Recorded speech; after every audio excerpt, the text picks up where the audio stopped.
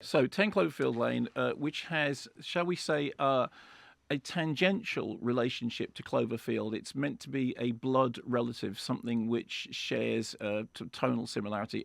Actually began as a completely separate spec script, a sort of psychological thriller script, which then, due to J.J. Abrams' Bad Robot developing it, ended up becoming something which is, as I said, tangentially connected to 10 Cloverfield Lane. Stars Mary Elizabeth Winstead at the very, very beginning. We see her walking out on what appears to be a long-term relationship. She drives into the night.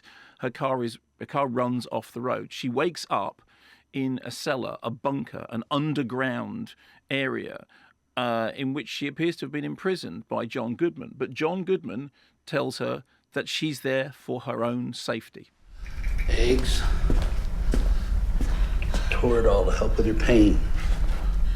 Please. Please, just let me go, please. There's nowhere to go, Michelle. You're lucky to be here at all. I don't understand. There's been an attack. A big one. I'm not sure yet if it's chemical or nuclear, but down here we're safe. I was driving north of here. You were in an accident. That saved your life, Michelle. Thank you so much for saving my life.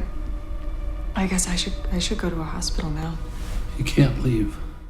So she's there. She doesn't know what's going on the outside. He appears to be her captor. He's saying he's her savior. It turns out there's a third person down there, played by John Gallagher Jr., Emmett, whose presence there at first is somewhat confusing. And then what basically happens is a sort of psychological thriller in which, I mean, the best way of thinking of it is kind of like the disappearance of Alice Creed meets Rooms. People in a trapped environment who don't know what's going on in the outside world, basically distrusting and then trusting and then distrusting again each other's motives. I have to say, as a piece of sort of psychological thriller writing, it's rather well done. Terrific central performance by Mary Elizabeth Winstead. John Goodman he walks that thin line between being, on the one hand, helpless and, pathetic and pitiful, and on the other hand, being really, really threatening brilliantly. I remembered him, this made me think of his performance in Barton Fink, which I think is one of the reasons why some people take against Hail Caesar, incidentally, because when they go and see a Coen's movie about the movie industry, they think Barton Fink. We've all got that Barton Fink feeling, but since you are Barton Fink, I guess you got it in spades, right?